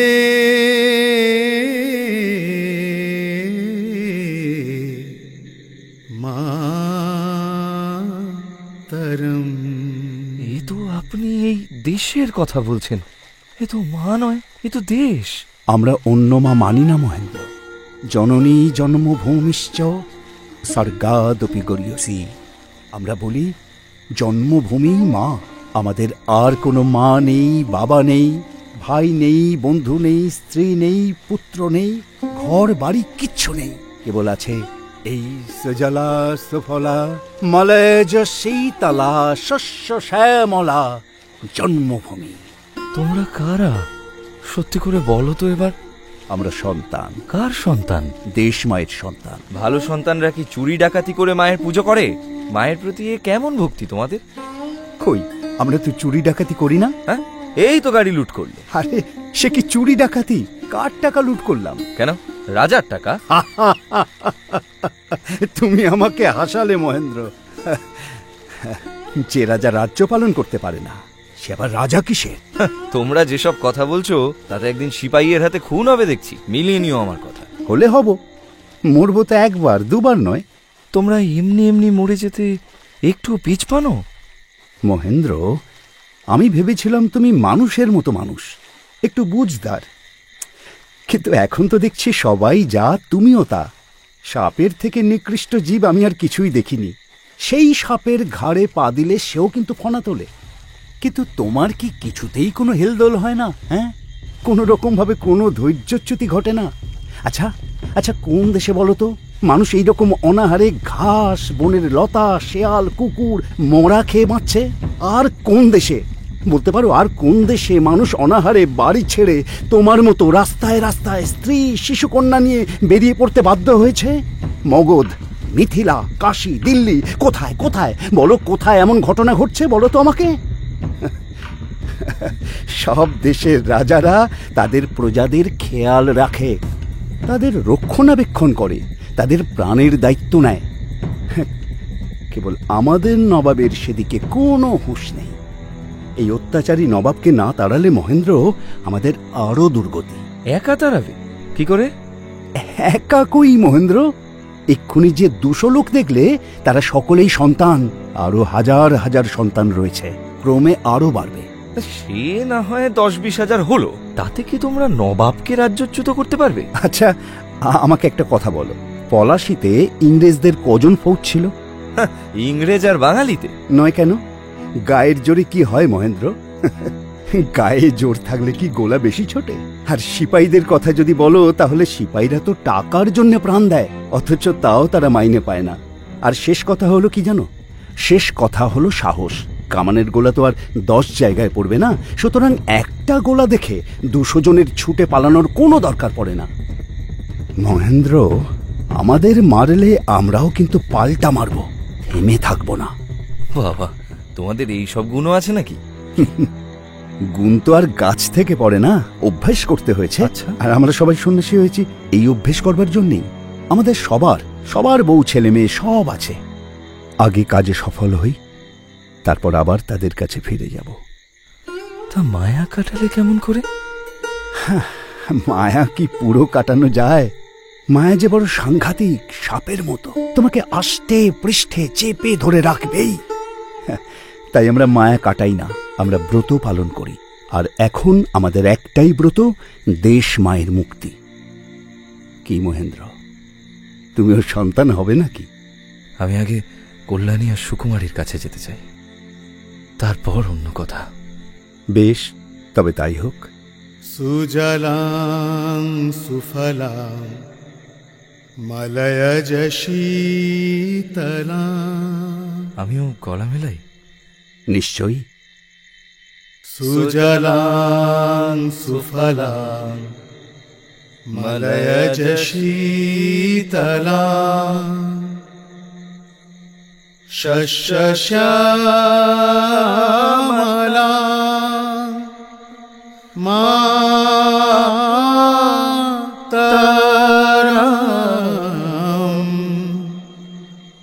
এই গান মনকে নাড়িয়ে দেয় যে যদি স্ত্রী কন্যাকে পরিত্যাগ করতে না হয়, তবে এই ব্রত আমাকে গ্রহণ করাও। না মহেন্দ্র, সন্তান হতে গেলে স্ত্রী কন্যাকে পরিত্যাগ করতেই হবে। তাদের মুখ দেখাও যাবে না। তবে হ্যাঁ, তাদের রক্ষা করার ব্যবস্থা অবশ্যই করা যেতে পারে। কি করবে বলো? থাক, এ ব্রত আমি গ্রহণ করব না। রাত পেরিয়ে ভোর হল। এই জনমানবহীন ফাঁকা জঙ্গলের ভেতর আনন্দ সর্বত্র ছড়িয়ে আছে। এ পথে চট করে কেউ আসে না, কারণ এ রাস্তা কেউ চেনে না। তাই এইখানেই সন্তানদের মঠ স্থাপিত হয়েছে, আর তাই এর নাম আনন্দ মঠ। সত্যানন্দ তখন বাগানের একদিকে বসে সন্ধাননিক করছিলেন। এমন সময় ভবানন্দ মহেন্দ্রকে নিয়ে সেখানে পৌঁছল। সত্যানন্দের ধ্যান শেষ হবার পরে দুজনে তার পা স্পর্শ করে প্রণাম করে দাঁড়াল। একজন জীবানন্দ, অন্যজন ভবানন্দ। আর একটু দূরে দাঁড়িয়ে রয়েছে মহেন্দ্র। তার দিকে এগিয়ে গিয়ে সত্যানন্দ বললেন, বাবা, তুমি ঠিক আছো তো? তোমার দুঃখে আমি খুব কাতর হয়ে পড়েছিলাম। গতকাল দীনবন্ধুর কৃপায় আমি তোমার স্ত্রী ও শিশুকে কোনো রকমে দস্যুদের হাত থেকে বাঁচিয়েছি। ওরা এখন আমার সঙ্গেই আছে। এসো তুমি আমার সঙ্গে, ভেতরে এসো। সত্যানন্দকে অনুসরণ করে মহেন্দ্র চলেছে তার পিছন পিছন। মহেন্দ্র মন্দিরের সামনে পৌঁছে দেখল বিরাট বড় আর উঁচু একটা ঘর। নতুন সূর্যের আলো যেখানে বড় বড় গাছের আড়াল ভেদ করে অরণ্য জুড়ে ছড়িয়ে পড়ে এখানে সেখানে হীরকখণ্ডের মতো চিকচিক করছে, সেখানে এই ঘরের মধ্যে সূর্যের রশ্মির এক কণাও এসে পৌঁছয়নি। মহেন্দ্র শুরুতে কিছুই দেখতে পেল না, কিন্তু আস্তে আস্তে তার চোখ সয়ে যেতে লাগল অন্ধকারের সঙ্গে। সে দেখতে পেল শঙ্খ চক্র গদা পদ্মধারী এক প্রকাণ্ড চতুর্ভুজ মূর্তি। বুকের কাছে তার বহু মূল্যবান দৈবরত্ন কৌস্তুভমণি, সুদর্শন চক্র হাতে ধরা। তারপর আস্তে আস্তে মহেন্দ্র দেখতে পেল সেই মূর্তির সামনে মধুকৈটভের মতো দুটি রক্তপ্লাবিত ছিন্নমস্তক মূর্তি। বাঁয়ে লক্ষ্মী আলুলায়িত কেশে 100টা মরার খুলির মালা পরে ভয়ে যেন চেয়ে রয়েছেন সামনে। তার পাশে ডান দিকে সরস্বতী, হাতে বই বীণা সব নিয়ে দাঁড়িয়ে রয়েছেন। বিষ্ণুর দুই পাশে দুই দেবী ছাড়াও কোলের ওপর এক মোহিনী মূর্তি রয়েছেন। লক্ষ্মী সরস্বতীর চেয়েও তিনি ঐশ্বর্যময়ী, সুন্দরী। গন্ধর্ব, কিন্নর, দেব, যক্ষ সকলেই যেন তাকে পুজো করছে। সবটা দেখতে পাচ্ছ মহেন্দ্র? ভগবান বিষ্ণুর কোলে কে রয়েছেন দেখতে পাচ্ছ? হ্যাঁ, পাচ্ছি। কে এই দেবী? মা। আমরা এর সন্তান। সময় হলে ঠিক চিনবে। বলো, বন্দে মাতরম। বন্দে মাতরম। চলো মহেন্দ্র, পাশের ঘরে চলো। আর একটি মূর্তি দেখতে পাচ্ছ মহেন্দ্র ওইখানে? হ্যাঁ, পাচ্ছি। ইনি সর্বাঙ্গ সম্পন্না, সর্ব আভরণ ভূষিতা, অপরূপা জগদ্ধাত্রী। ইনি কে? মা যা ছিলেন তার পূর্বের রূপ। ইনি বনের সমস্ত পশুকে পদতলে দলিত করে বন্য পশুর বসবাসের জায়গায় নিজের পদ্মাসন স্থাপিত করেছিলেন। ইনি সবসময় হাস্যময়ী, সুন্দরী, ঐশ্বর্যশালিনী ছিলেন। একে প্রণাম করো। এবার আমায় অনুসরণ করে সামনের এই সুড়ঙ্গ পথ ধরে এসো। এই দেখো, এই হচ্ছে মা যা হয়েছেন। এ যে কালী মূর্তি। ঠিক, অন্ধকারে আবৃত কালী মাময়ী। সব হারিয়েছেন মা, তাই নগ্ন। পুরো দেশ আজ শ্মশান হয়ে গেছে। তাই মায়ের গলায় কঙ্কালের মালা। শিবকে নিজেই নিজের পায়ের তলায় রেখেছেন। হায় মাগো, মা। বন্দে মাতরম। বন্দে মাতরম, বন্দে মাতরম। আচ্ছা, মায়ের হাতে অস্ত্র কেন? আমরা দিয়েছি। বন্দে মাতরম, বন্দে মাতরম। এবার এই দ্বিতীয় সুড়ঙ্গ পথ ধরে এসো। সাবধানে, দেখে এসো। বাবা, এখানে তো বেশ সূর্যের আলো দেখছি। এই যে দেখছি পাথরের বিশাল মন্দির, আর আরে দশভুজা যে সোনার প্রতিমা। হ্যাঁ, দেখো, এই হচ্ছে মা যা হবেন। এর চারপাশে কত আলো দেখছো। 10 হাতের সব অস্ত্রে এর শক্তির প্রকাশ। সিংহবাহিনী পায়ের তলায় শত্রু নিধন করছেন। বাহন ও শত্রু নিপীড়নে নিযুক্ত। ডান দিকে ভাগ্যরূপিণী লক্ষ্মী, বাঁয়ে বাণী বিদ্যা বিজ্ঞান দায়িনী সরস্বতী, সঙ্গে বলরূপী কার্তিক, কার্যসিদ্ধিরূপী গণেশ। 10 হাতে মা 10 দিক আবার পরিচালনা করবেন। মহেন্দ্র, মন্ত্র বলো, মায়ের প্রণাম মন্ত্র। सर्वमंगल मंगले शिवे सर्वार्थ साधिके शरण्ये त्र्यंबके गौरी नारायणी नमोस्तुते। মা আবার কবে এই রূপে ফিরবেন ঠাকুর? যেদিন মায়ের সকল সন্তান মাকে মা বলে ডাকবে। তুমি যে পথ দিয়ে এলে সেই পথে এবার ফিরে যাও মহেন্দ্র। কল্যাণী ও তোমার কন্যা সুকুমারী তোমার জন্য অপেক্ষা করছে। ঠাকুর, আমি ওদের একটিবার দেখে বিদায় দেব। আমি কথা দিচ্ছি ঠাকুর। সে কি, কেন? আমি এই মহামন্ত্র গ্রহণ করতে চাই ঠাকুর। আমি দেশমায়ের সন্তান হতে চাই। বেশ তো, আগে তুমি শান্ত হয়ে স্ত্রী মেয়ের সঙ্গে দেখা করো, তারপর ঠান্ডা মাথায় ভেবো। যদি তোমার মন একই রকম থাকে তবে আবার দেখা দেব। এবার যাও, কিছু খেয়ে নাও। তোমার স্ত্রী তোমার অপেক্ষায় কিছু না খেয়ে বসে আছেন। যাও। আজ্ঞা করুন ঠাকুর। এরপর সত্যানন্দ হঠাৎই কোনো একটা পথে চোখের পলকে উধাও হয়ে গেলেন। মহেন্দ্র সেই সুড়ঙ্গের পথ ধরে ফিরতে লাগল। অন্ধকারে মিলিয়ে গেল তার দেহ। আর এদিকে সত্যানন্দ অন্য সুড়ঙ্গ দিয়ে নিচের দিকে একটি ঘরে প্রবেশ করলেন। সেই ঘরে সোনা, রূপো, তামা, হিরে, প্রবাল, মুক্ত সাজানো ছিল। জীবানন্দ আর ভবানন্দ বসে থরে থরে টাকা সাজাচ্ছিল, গত রাত্রে লুঠের টাকা। সত্যানন্দ সেই ঘরে প্রবেশ করে বললেন, জীবানন্দ, মহারাজ, মহেন্দ্র আসবে, সন্তানদের বিশেষ উপকারী হবে। কেননা মহেন্দ্র তার পুরুষানুক্রমে সঞ্চিত অর্থ মায়ের সেবায় দান করবে। কিন্তু যতদিন সে পুরোপুরি মনস্থির করে মাতৃভক্ত না হচ্ছে, ততদিন তাকে গ্রহণ করো না। তোমাদের হাতের কাজ শেষ হলে তোমরা আলাদা আলাদাভাবে ওকে অনুসরণ করো, আর অবস্থা বুঝে ওকে শ্রী বিষ্ণু মণ্ডপে নিয়ে এসো। বিপদ থেকে ওদের অবশ্যই রক্ষা করো, কেননা দুষ্টের শাসন যেমন সন্তানের ধর্ম, তেমনি শিষ্টের রক্ষাও সন্তানের ধর্ম।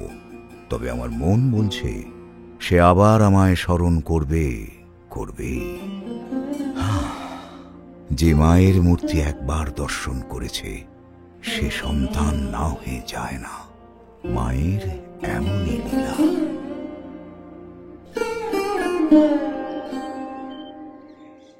তোমাকে যে আবার দেখতে পাবো সে আশা আমি করিনি। সবই ঠাকুরের কৃপা। আমিও কি আর আশা করেছিলাম কল্যাণী, এই দুর্দিনে একবার আলাদা হয়ে গেলে আর তোমার খোঁজ পাবো? কি দুশ্চিন্তা যে করেছে তা ঠিক নেই। আমি জানি কল্যাণী, আমি জানি। আমি এসেছি, দেখো আমি ঠিক আছি, আর কোনো চিন্তা নেই। বাড়ি ছেড়ে এসেছিলাম ওখানে বিপদ বলে, কিন্তু এ তো দেখছি বাড়ির বাইরে বেশি বিপদ গো। চলো, তার চেয়ে আমরা ফিরে যাই। কল্যাণী, যা হওয়ার বাড়িতেই হোক। শোনো কল্যাণী, আমি স্থির করেছি আমি সন্তান দলে যোগ দেব। তোমাদেরকে পদচিহ্ন গ্রামে রেখে আসি, তারপর ফের আমি চলে আসব। মায়ের মন্ত্র, আমি মায়ের মন্ত্র গ্রহণ করতে চাই। কল্যাণী, তুমি কি বলো? আমার পূর্ণ সমর্থন আছে। ঠাকুর মানুষটি খুবই দয়ালু। উনি না থাকলে আমরা আজ কোথায় যে থাকতাম। সত্যি। হ্যাঁ গো, একটা কথা বলবো? বলো। আমাদের এই যে আবার দেখা হলো, আমাদের বিপদ যে সব কেটে গেছে, সবই তো প্রভুর কৃপায়, বলো। হ্যাঁ। তবু তোমায় এত দুঃখী লাগছে কেন? কল্যাণী, আমি যা দেখেছি, যা শুনেছি কাল রাত থেকে খানিকক্ষণ আগেও, তাতে আমি নেই। আমি কি করব বুঝতে পারছি না কল্যাণী। দুর্ভিক্ষের সময় খাবার পাবার কোনো সম্ভাবনা নেই ঠিকই, কিন্তু যে গভীর অরণ্যের মধ্যে আনন্দমঠ স্থাপিত, সেখানে মানুষ পৌঁছতে পারে না। তাই সেখানকার গাছে যেটুকু ফল হয় তা শেষ হয়েও হয় না। আর সন্ন্যাসী ঠাকুরের সম্পত্তির মধ্যে ছিল কতগুলো গরু। সত্যানন্দের অনুচরেরা সেই ফল এবং একটু দুধ রেখে গিয়েছিল কল্যাণীর কাছে। কল্যাণীর অনুরোধে মহেন্দ্র একটু ফল মুখে দিল। কল্যাণী সুকুমারীকে একটু দুধ খাওয়ালো, আর কিছুটা সরিয়ে রাখল পরে খাওয়াবে বলে। অবশেষে তারা নিজেদের মধ্যে কথা বলে সুকুমারীকে সঙ্গে নিয়ে বনের পথ ধরল। কিন্তু বন থেকে বের হবার পথ তারা কিছুতেই খুঁজে পেল না। ঘুরে ঘুরে তারা সেই আনন্দমঠেই ফিরে ফিরে আসতে লাগল। হঠাৎই মহেন্দ্র দেখতে পেল একজন বৈষ্ণব একটু দূরে দাঁড়িয়ে তাদের দেখে সমানে হেসে যাচ্ছে।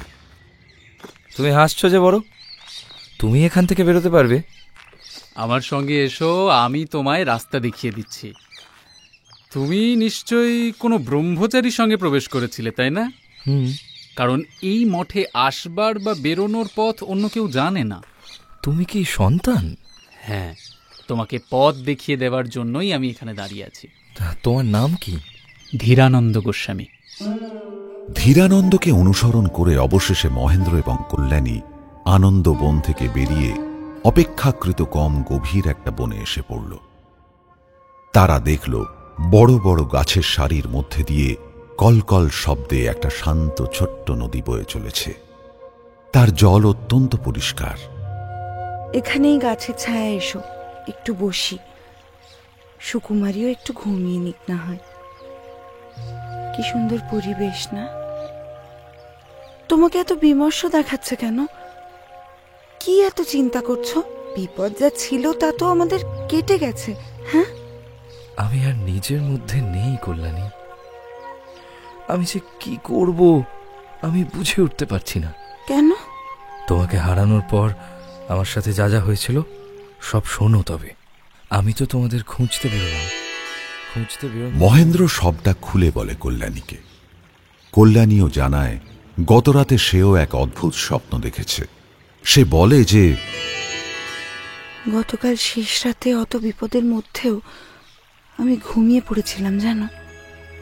ঘুমের মধ্যে একটা স্বপ্ন দেখি, এক অপূর্ব আলোকিত নির্জন জায়গা। সেখানে কোনো শব্দ নেই, শুধু সুন্দর একটা গান ভেসে আসছিল আর অপূর্ব মিষ্টি একটা গন্ধ। চারিদিকে যেন লক্ষ লক্ষ মল্লিকা, মালতী, গন্ধরাজ ফুটেছিল। মেঘ ভাঙা আলোর মতো নরম নরম আলোয় দেখি বিরাট মুকুট মাথায় এক চতুর্ভুজ মূর্তি। তার দুদিকে দুটি জ্যোতির্ময়ী স্ত্রী মূর্তি, কিন্তু সেই মূর্তি দুটোর রূপের ছটায়, আলোয়, সৌরভে আমি না কেমন কেমন যেন বিহ্বল হয়ে গেছিলাম।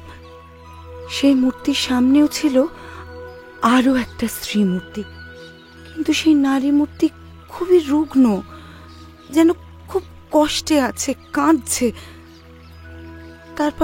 তারপরে হালকা হাওয়ায় ভাসতে ভাসতে আমি গিয়ে পড়লাম সিংহাসনে বসা সেই চতুর্ভুজের পায়ের তলায়। আর তখন সেই রুগ্ন স্ত্রী মূর্তি যেন আমাকে দেখিয়ে বলল যে এর জন্যই মহেন্দ্র আমার কোলে আসে না। আর তারপরেই সেই চতুর্ভুজ মূর্তি আমাকে বলে অনেকটা দৈববাণীর মতো, তুমি স্বামীকে ছেড়ে আমার কাছে এসো, এই তোমাদের মা। তোমার স্বামী এর সেবা করবে। তুমি স্বামীর কাছে থাকলে এর সেবা হবে না। তুমি চলে এসো, চলে এসো। সেই মূর্তি যেন আমাকে সমানে তার কাছে ডাকতে থাকে। এরপরই আমার ঘুম ভেঙে গেল। কাঁদে না মা, কাঁদে না। না না, ও ও ও কি গো, চুপ করে আছো যে? থাক, এসব কথা থাক। এ স্বপ্ন নয়, দুঃস্বপ্ন। চলো কল্যাণী, আমরা বরং বাড়ি ফিরে যাই। না গো, দেবতা যেখানে তোমায় যেতে বলেছেন তুমি সেখানেই যাও। আর এই সুকুমারীকে ধরো। আর তুমি কোথায় যাবে? আমাকেও দেবতা যেখানে যেতে বলেছেন সেখানেই যাব। কেন, ভুলে গেছো? বাড়ি থেকে তো এই কৌটো সঙ্গে নিয়েই বেরিয়েছি। তুমি বিষ খাবে? ভেবেছিলাম, কিন্তু তোমাকে রেখে, সুকুমারীকে রেখে আমার স্বর্গে যেতেও ইচ্ছে করছে না গো। আমি মরবো না, এ বিষে আর আমার কোনো দরকার নেই। ধর। এরপর নিজের হাতে বিষের কৌটো দূরে ছুঁড়ে ফেলে দেয় কল্যাণী। সুকুমারীর শিশু চঞ্চল, সে গুটি গুটি সেই দিকে গিয়ে বিষের কৌটো হাতে নিয়ে সেখান থেকে তুলে খেলতে খেলতে কৌটোটা খুলে ফেলে। গজমতি মুক্তোর মতো বিষ ছড়িয়ে পড়ে পাশে। সেই মুক্তো হাতে তুলে নিয়ে খেলতে খেলতে শিশু সুকুমারী মুখে পুরে ফেলল। একটু দূর থেকে কল্যাণী এই দৃশ্য দেখতে পেয়ে ছুটে এসে দেখে বিষের কৌটো খোলা, সমস্ত বিষের বড়ি ছড়িয়ে রয়েছে চতুর্দিকে। কি খেলি মা? এই যে বিষ খেলে যে মানুষ মরে যায়। ফেল ফেল, মুখ থেকে এক্ষুনি ফেল। সর্বনাশ সর্বনাশ, কল্যাণী জল আনো এক্ষুনি। আর জল এনে কি হবে? ওই দেখো মেয়ে কেমন নিস্তেজ হয়ে পড়ছে। মনে হয় অনেকটাই ওর পেটে গেছে। কি করি আমি? সুকুমারী, মা আমারে কি করলি মা তুই? কথা বল। ও সুকুমারী, কি করলি তুই এটা? মা সুকুমারী, মা ওঠ ওঠ ওঠ মা, ঘুমিয়ে পড়িস না ওঠ। এই দেখ বাবা, ওঠ ওঠ ওঠ। মা মুখের মধ্যে যা আছে ফেলে দে, মা মুখের মধ্যে যা আছে ফেলে দে। ঘুমিয়ে পড়িস না। ও যে নিস্তেজ হয়ে পড়েছে। ফেলে দে মা, ফেলে দে। ঘুমিয়ে পড়েছে।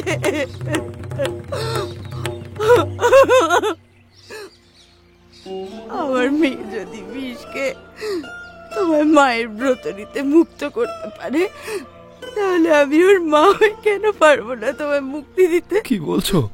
আমায় এখান থেকে নিয়ে ফিরে গিয়ে কোথায় রেখে এলে তুমি স্বস্তি পাবে বলো? ঠাকুরের যদি এই ইচ্ছেই থাকে তবে তাই হোক। কল্যাণী, তাই কি বলছো? কল্যাণী, তুমি শান্ত হও, তুমি শান্ত হও। আমি সুকুমারীকে এক্ষুনি ঠাকুরের কাছে নিয়ে যাব। তো তুমি দেখো ওর কিচ্ছু হবে না, ওর কিচ্ছু হবে না। সুকুমারী, ও বিষ খেয়েছে, বিষ খেয়ে বড়রা কেউ বাঁচে না, আর ওইটুকু দুধের শিশু বাঁচবে কি করে? আমি ওই বিষ খাবো না। যদি মৃত্যুর পর বলে কিছু থাকে তাহলে সেখানে আবার দেখা হবে তোমার সঙ্গে। কল্যাণী, কি করলে তুমি? ভালোই করলাম। এটা আমি দেবতার আদেশ অবহেলা করেছিলাম, তাই আমার মেয়ে গেল। আরো অবহেলা করলে পাছে তুমিও চলে যাও। কি করলে এটা? কি করলে? তো তোমায় কোথাও রেখে আসতাম কল্যাণী, আমাদের কাজ হয়ে গেলে আবার দুজনে মিলে ঘর করতাম। তুমি আমার সব কল্যাণী। তোমাকে ছাড়া আমি বাঁচবো কি করে? এই ঈশ্বর, এ কি হলো? কল্যাণী, সুকুমারী,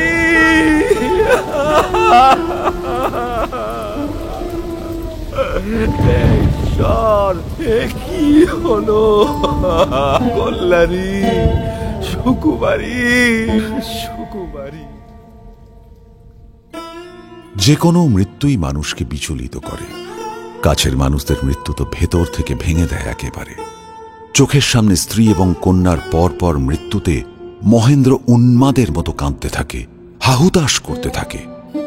এমন সময় সত্যানন্দ যখন সেখানে উপস্থিত হন, তখন কল্যাণী আর সুকুমারী মাটিতে লুটিয়ে পড়েছে, নিথর দুটো শরীর। মধুকৈট ভারি গোপাল গোবিন্দ মুকুন্দ শোরে। কি হয়ে গেল ঠাকুর? কল্যাণী, সুকুমারী সবাই পরপর চলে গেল। আরে মুরারে, ওরা কি দুজনেই আমায় মুক্ত করে দিয়ে গেল ঠাকুর? কল্যাণী, সুকুমারী দুজনেই চলে গেল, পরপর চলে গেল।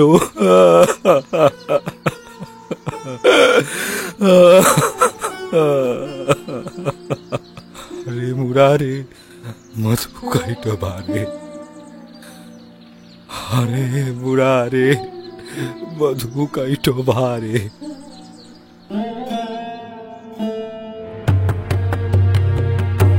ওদিকে রাজধানীতে পথে ঘাটে হই হট্টগোল পড়ে গেছে। সবাই বলাবলি করছে সন্ন্যাসীরা খাজনা চালানের গাড়ি লুট করে নিয়ে গেছে। নবাব মির্জাফরের কথায় শুরু হলো সন্ন্যাসীদের ধরপাকড়।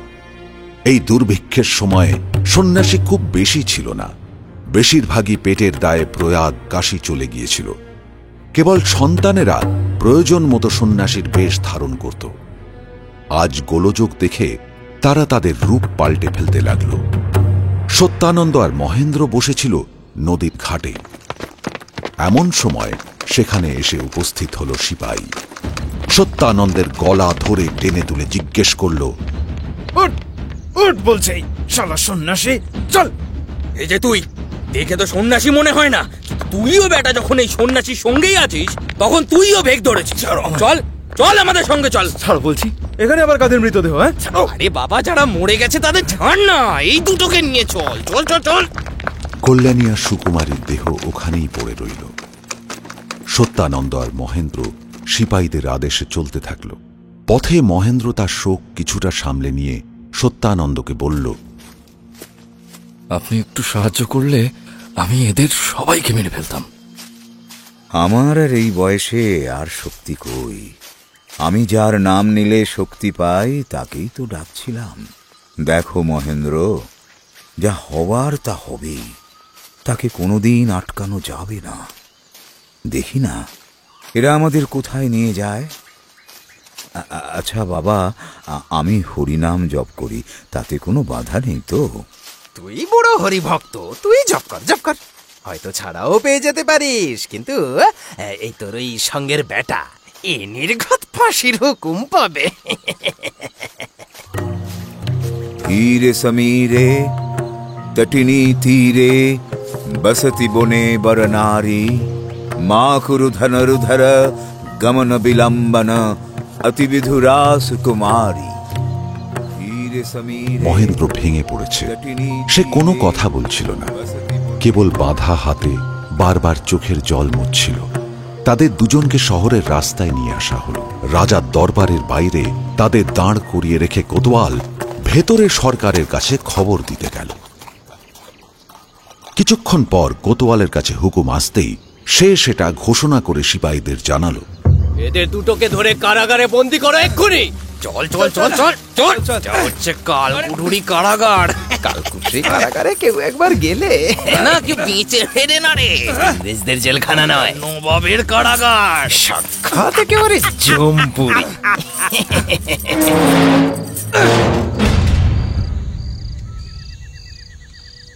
রাত নেমে এসেছে।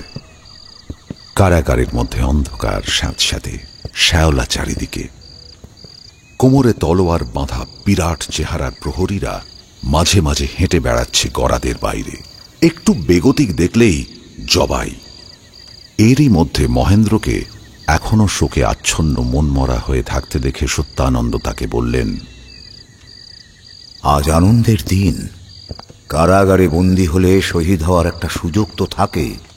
বলো, হরে মুরারে, হরে মুরারে। এখনো এত কাতর কেন? এ মহাব্রত গ্রহণ করলে স্ত্রী কন্যাকে তো তোমার ত্যাগ করতেই হতো, তাদের সঙ্গে কোনো সম্পর্ক থাকতো না। আমি জানি তুমি দুঃখী, তবু বলছি আমি তোমায় শক্তি দেব। মহামন্ত্রে দীক্ষিত হও মহেন্দ্র, মহাব্রত গ্রহণ করো। আমার স্ত্রী কন্যাকে শিয়াল কুকুরে খাচ্ছে, আমাকে এখন আর কোনো ব্রতের কথা বলবেন না দয়া করে। কল্যাণী আর সুকুমারীর দেহ ওইভাবে নদীর ধারে পড়ে রইল।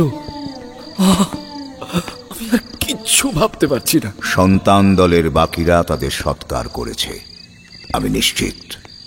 আপনি কি করে জানলেন? আপনি তো আমার সঙ্গেই ছিলেন সারাক্ষণ। আমরা যে মহাব্রতে দীক্ষিত, দেবতা আমাদের কৃপা করেন। আজ রাতেই তুমি ঠিক জানবে যে তোমার আপনজনদের সৎকার করা হয়েছে, আর আজ রাতেই তুমি এই কারাগার থেকে মুক্ত হবে। জানি বিশ্বাস হচ্ছে না তোমার, তাহলে পরখ করেই দেখো। কি পরখ করব? তুমি এখনই কারাগার থেকে মুক্ত হবে। মহেন্দ্র সিংহকে আমি? তোমার খালাসের হুকুম হয়েছে, তুমি যেতে পারো। এই যে অবিশ্বাস্য। আমি চলি। মহারাজ, আপনিও চলে যান, আর অপেক্ষা কিসের? কে তুমি মশাই বলো তো? ধীরানন্দ গোসাই বুঝি? আগে প্রণাম। প্রহরী সাজলে কিভাবে? আমাকে ভবানন্দ পাঠিয়েছে। আপনি আর মহেন্দ্র শহরে কারাগারে আছেন শুনে আমি ধূত্র মেশানো সিদ্ধি নিয়ে এসেছিলাম। পাহারায় থাকা খাঁ সাহেবকে আমি খাইয়ে বেহুশ করে দিয়েছি। তিনি এখনো ওই যে মেঝেতে পড়ে আছেন। আমি তারই জামা কাপড় পরে নিয়েছি। তুমি এসব পরেই এক্ষুনি শহরের বাইরে চলে যাও। আমি এইভাবে মুক্ত হতে চাই না। সে কি মহারাজ, কেন? আজ সন্তানদের পরীক্ষা। এ কি মহেন্দ্র, তুমি ফিরে এলে যে? যাও। আমি বেশ বুঝতে পেরেছি যে আপনি সিদ্ধ পুরুষ। আপনাকে ছেড়ে আমি যাব না। আর যাবই বা কোথায়? কার কাছে যাব? দেখো কাণ্ড। আপনাকে আমি ছাড়ছি না, কখনো না। বেশ, তবে থাকো। দেখো, দুজনেই একসঙ্গে আজ রাত্রেই অন্যভাবে মুক্ত হব। ধীরানন্দ, তুমি এসো এই বেলা, আর দেরি করো না। যথা আজ্ঞা। মহেন্দ্র মনে করেছিল সত্যানন্দের নিশ্চয়ই ভবিষ্যৎ বলার দিব্য ক্ষমতা আছে, কিন্তু তা সত্যি নয়। সত্যানন্দ যখন মহেন্দ্রর সঙ্গে সঙ্গেই বন্দী হয়ে হাঁটছিলেন, তখন যে হরিনাম জপ করছিলেন সেই জপ ছিল সংকেত। জীবানন্দ সেই গান শুনেই বুঝতে পেরেছিল যে সত্যানন্দ আর মহেন্দ্রকে সিপাহীরা ধরে নিয়ে যাচ্ছে। তবু সে সত্যানন্দকে বাঁচাতে আসেনি, কারণ তার জপের গানে অন্য সংকেত ছিল। সে সংকেত আসলে নদীর ধারে যাওয়ার সংকেত। জীবানন্দ যখন সেই নদীর ধারে গিয়ে উপস্থিত হল, তখন সে দেখল সেখানে এক মৃত মহিলা আর এক আশ্চর্য জীবিত শিশুকন্যা পড়ে রয়েছে। আসলে সুকুমারী মারা যায়নি। সে বিষের বড়ি মুখে তুলে নিলেও কিছুক্ষণ পর মুখ দিয়ে কিছুটা দুধ বমির মতো বের করে দেওয়ার ফলে সেই সাংঘাতিক বিষ তার পেটে যেতে পারেনি। জীবানন্দ সুকুমারীকে কোলে তুলে নিল। মহারাজ আমায় নির্ঘাত, হ্যাঁ হ্যাঁ এই শিশুটির জন্যই, হ্যাঁ এই শিশুটির জন্যই নিশ্চয়ই আমাকে এখানে আসার সংকেত দিয়েছেন। ভবানন্দ এখানেই কোথাও আছে নির্ঘাত।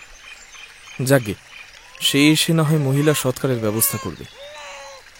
আমি বরং যাই, এই বাচ্চাটাকে সঙ্গে নিয়ে যাই। আহা, আরে আরে কাঁদে না, কাঁদে না, কি আরে আমাকে দেখে এ বাবা, আহা ওই দেখো দেখো। আচ্ছা চলো আমরা একসাথে যাই, চলো। কাঁদে না, কাঁদে না, কাঁদে না। জীবানন্দ সুকুমারীকে নিয়ে জঙ্গল পেরিয়ে বেশ কিছুটা হেঁটে তারপরে সে পৌঁছল একটা গ্রামে, নাম ভৈরবীপুর। এই গ্রাম যেন তুলনামূলকভাবে অন্য সব জায়গার চেয়ে একটু ভালো আছে। এখানে এখনো গরু আছে কয়েকটা, যারা আজও দুধ দেয়। কিছু বাড়িতে এখনো দিন আনি দিন খাইয়ের মতো করে হলেও চলছে। ঘরে মানুষ আছে। এখানেই একটা আম বাগানের মধ্যে ঢুকে পড়ল জীবানন্দ। সেই আম বাগান পেরোতেই সামনে একটা ছোট্ট বাড়ি দেখা যায়। সেই বাড়ির দিকেই চলল জীবানন্দ। এই নিমি, নিমি, আরে নিমি রে, কোথায় গেলি মুখ পুরি? কি হয়েছে কি? ওমা দাদা, তুমি? এই বাচ্চাটা কার গো? তুমি আবার বিয়ে করলে? তোমার মেয়ে হয়েছে কবে হলো? চুপ কর বাঁদরি, তোর দাদাকে কি হেজি পেজি পেয়েছিস নাকি? হ্যাঁ, আমার আবার মেয়ে হবে কোথা থেকে শুনি? আগে বলতো, এই বাড়িতে এই বাচ্চাটাকে খাওয়ানোর মতন তোর কাছে একটু দুধ আছে? হ্যাঁ আছে, আমি এক্ষুনি আনছি। বেশ। এ হে, কিছু না খেয়ে পথে পথে ঘুরে বাচ্চার আমার মুখটা একদম শুকিয়ে গেছে গো দাদা। তুমি ওকে নিয়ে এইখানে দাওয়ায় বসো, আমি এক্ষুনি আসছি দুধ নিয়ে। আমি আসছি, হ্যাঁ বসো একটু। সোনা মা, দুধ আসছে, দুধ। আহা, কি মিষ্টি দেখতে মেয়েটাকে। নিমি, আরে এই নিমি, দেখ দেখ, চোখ দুটো যেন একেবারে দেবীর মতো, তাই না রে? এই তো দুধ এসে গেছে, এই যে এই যে দুধ। হ্যাঁ গো দাদা, কই বললে না তো এ কার মেয়ে? আহ, বড্ড প্রশ্ন করিস নিমি। বলছি সে জেনে তোর কি হবে? এবারে আমার কোলে দাও। এই শোনা, এটাকে একটু দুধ খাইয়ে দে দেখি। ওমা নিমি, কাঁদছিস কেন? এই ঝিনুক বাটি কতদিন পর বের হলো দাদা। এই যে তোমার ভাগ্নের ছিল গো, তাকে তোমার ধরে রাখতে পারলাম না। দাদা, একটা আবদার করব, রাখবে? কি আবদার বল না। আমায় মেয়েটা দেবে? তুই মেয়ে নিয়ে কি করবি? কোলে করে দুধ খাওয়াবো, মানুষ করব, বড় করব। তা নিয়ে না, নিয়ে মর্গে যা। তবে হ্যাঁ, আমি কিন্তু মাঝে মধ্যে এসে ওকে দেখে যাব বলে দিচ্ছি। আচ্ছা, আমার একটু জল দে এবার, আমি তো বেরোবো। সে কি দাদা, তুমি তো এই এলে, এক্ষুনি চলে যাবে? দুটো খেয়ে যাও। বেশ, তাহলে ভাত দে দেখি ঝটপট, দেরি করিস না দিদি। এক্ষুনি আনছি, তুমি বসো এখানে চুপ করে, আমি আসছি। নিমি জীবানন্দের বোন। জল ছড়া দিয়ে জায়গা মুছে পিঁড়ি পেতে মল্লিকা ফুলের মতো পরিষ্কার ভাত, কাঁচা কলায়ের ডাল, জঙ্গলের ডুমুরের ডালনা আর পুকুরের রুই মাছের ঝোল আর দুধ এনে খেতে দিল। জীবানন্দ গপ গপ করে সেই খাবার খেতে থাকল। নিমি নিজের আর তার স্বামীর জন্যই রেঁধেছিল শুধু। প্রথমে নিজের ভাগেরগুলো দাদাকে দিল, তারপর দাদার পাত খালি দেখে কিছুটা অপ্রস্তুত হয়ে স্বামীর ভাগের খাবারগুলো এনে দাদার পাতে দিল। জীবানন্দ জিজ্ঞেস করল, নিমি, তোদের গায়ে মন্নন্দর আসেনি বুঝি? আসবে না কেন দাদা, আমরা দুটো মানুষ, ঘরে যা আছে লোককে খানিক দিই থুই, নিজেরাও খাই। সেবার আমাদের গায়ে বৃষ্টি হয়েছিল মনে নেই? তা বৃষ্টিতে কিছু কিছু ধান হয়েছিল, সবাই শহরে বেচে এলো, আমরা বেচিনি। ও দাদা, একটা পাকা কাঁঠাল আছে, দি? দিবি? দে। আমার আরেকটা কথা রাখবে? বল বল বাঁদরি। আগে বলো যে রাখবে। আরে বল না কি চাই। একবার বউকে ডাকি। ছি, একটিবার। ছি নিমি, ছি। আমার মেয়ে তুই ফিরিয়ে দে, তোর এই চাল ডাল আমি সব ফিরিয়ে দেব। বাঁদরি, ওড়ার মুখী, সাপের 5 পা দেখেছিস না? যা বলার নয় তাই বলছিস। যা খুশি বলার আমায় বলো, কিন্তু তুমি একবার বউয়ের সঙ্গে দেখা করে যাও দাদা। ওরে তুই জানিস না, তা হয় না। আমি কত মানুষ মেরেছি তুই জানিস? কোনো হিসেব নেই কিন্তু। বিরাট কর্ম করেছো, স্ত্রী ত্যাগ করবে, লোক মারবে, আর আমি তোমাকে ভয় করব? তুমি যে বাপের সন্তান, আমিও সে বাপের সন্তান। হ্যাঁ, লোক মারা যদি বড়াইয়ের কথা হয়, তাহলে আজ আমায় মেরে বড়াই করো দেখি। বউয়ের সাথে দেখা না করে আজ আমি তোমায় কিছুতেই যেতে দেব না। উফ, তোকে বুঝিয়ে পারি না নিমি। যা, কোন পাপিসটাকে ডেকে নিয়ে আসবি নিয়ে আয়। কিন্তু দেখ, ফের যদি এমন কথা বলবি তো তোকে কিছু বলি না বলি তোর বরকে আমি মাথা মুড়িয়ে ঘোল ঢেলে দেখবি ওই উল্টো গাধায় চড়িয়ে দেশ থেকে বার করবে বলে দিলাম। আমিও তাহলে বাঁচি গো দাদা, তুমি চলে যেও না কিন্তু, আমি এক্ষুনি আসছি। মেয়েদের মন গলে যেতে সময় লাগে না। নিমি এক ছুটে গিয়ে জীবানন্দের স্ত্রী শান্তিলতার ঘরে এসে তাকে চমকে দিয়ে তার চুলে তেল মাখিয়ে তাকে নতুন ঢাকায় শাড়ি পরিয়ে দিতে লাগলো। আয় বউ, আয় আয় আয়, দেখি তোর চুলে একটু একটু তেল দিয়ে দিই, দেখি তোকে একটা নতুন শাড়ি পরিয়ে দিই। আরে কি হয়েছে বলবি তো? কি রে নিমাই? উফ, তুই কি কিচ্ছু বুঝিস না বউ? দাদা এসেছে, তোকে নিয়ে যেতে বলেছে। চল, যাবি না? কে কে এসেছে? হ্যাঁ রে, ঠিক শুনেছিস, দাদা দাদা এসেছে, চল। সাজ থাক, এই ন্যাকড়া পরি, চল তাকে দেখে আসি। জীবানন্দের স্ত্রী শান্তি দেখতে রূপসী, বয়স 25 হবে।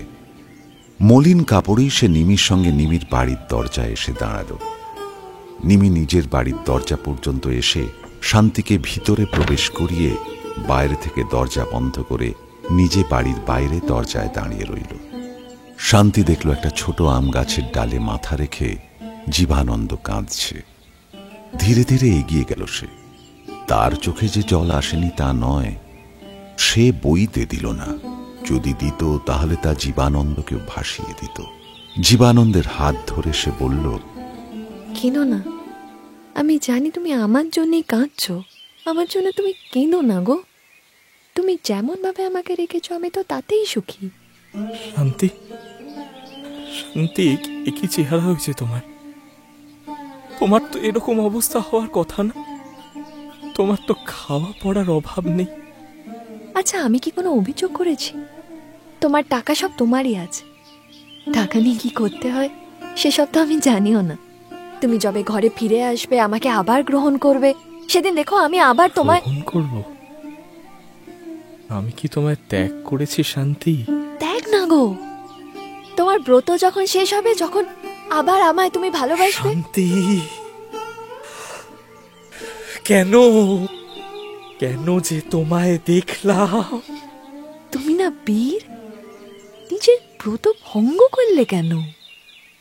তার জন্য প্রায়শ্চিত্ত আছে, কিন্তু কিন্তু তোমায় দেখে আমার সব জানি কেমন গুলিয়ে গেল। এবার তো আর ফিরে যেতে পারবো না। পিছু টান বড় সাংঘাতিক জিনিস শান্তি। একদিকে ধর্ম, অর্থ, কাম, মোক্ষ, জগৎ সংসার, আর অন্যদিকে ব্রত, হোম, যাগ, যজ্ঞ, সব একদিকে। আর একদিকে তুমি, শুধু তুমি একা। দেশ নিয়ে আমি কি করব শান্তি? দেশের 1 কাঠা জমি পেলে তোমায় নিয়ে আমি স্বর্গ বানাতে পারি। আমার দেশে কি কাজ শান্তি? তোমার মতো স্ত্রী যে পরিত্যাগ করলো, আমার মতো দুঃখী কিনা দেশের লোকের দুঃখ দূর করবে? তুমি আমার সকল ধর্মের সহায়। সেই সহায় ত্যাগ করে আমি কোন সন্তান ধর্মের জন্য দেশে দেশে বনে বনে ঘুরে বেড়াচ্ছি বলতে পারবো? সন্তানরাই পৃথিবী আয়ত্তে আনতে পারবে কিনা জানি না, কিন্তু কিন্তু তুমি তো আমার আয়ত্তে। শান্তি, শান্তি, চলো চলো আমরা ঘরে ফিরে যাই। নিজেকে শক্ত করো তুমি। আমি তোমায় বলছি, আমার জন্য চিন্তা করো না। তুমি দেশের কাছে ব্রতী হয়েছ কি আমার কাছে কম গর্বে? আমি বড় সুখী যে আমি একজন বীরের পত্নী। আমি ভালো আছি গো। শোনো, তুমি কখনো তোমার বীর ধর্ম ত্যাগ করো না। আচ্ছা, এই ব্রতভঙ্গের প্রায়শ্চিত্ত কি? প্রায়শ্চিত্ত? দান, উপোস 22 কাহুন করি। এক অপরাধের যে প্রায়শ্চিত্ত, শত অপরাধেও তাই। এই কথা কেন শান্তি? একটা কথা দাও, আমার সঙ্গে আবার দেখা না হলে প্রায়শ্চিত্ত করবে না। সে বিষয়ে নিশ্চিত থেকো, তোমাকে না দেখে মরবো না। তবে তবে আর আমি এখানে থাকবো না। আমি এখন চলি। তুমি এখান থেকে কোথায় যাবে? কিছু খেয়েছো? হ্যাঁ, নিমি খাইয়েছে। আমি এখান থেকে শহরে যাব শান্তি। আমাদের মঠের এক মহারাজ বন্দী হয়েছেন, আর তাই আমি একটু চিন্তায় আছি। তার খোঁজেই আমাকে একবার যেতে হবে। অন্যদিকে ভবানন্দের সঙ্গে জ্ঞানানন্দের দেখা হল। জ্ঞানানন্দ জানালো যে সত্যানন্দের জন্য সে বড়ই চিন্তিত। ভবানন্দ বলল যে সত্যানন্দকে আটকে রাখে এমন কোনো কারাগার বাংলায় নেই। এই বলে ভবানন্দ গেরুয়া বসন ছেড়ে চুড়িদার, পায়জামা, নাগরা ইত্যাদি পরে মোগলদের মতো সেজে অস্ত্র হাতে ঘোড়ায় চড়ে মঠ থেকে বেরোল। নদীর ধারে কল্যাণীর দেহ পড়ে থাকতে দেখে তার কাছে গিয়ে পাশে পড়ে থাকা বিষের কৌটো তুলে একটু শুঁকতেই বুঝতে পারল তা বিষের পাত্র, আর এই বিষ খেয়েই মহিলাটি আত্মহত্যা করেছে।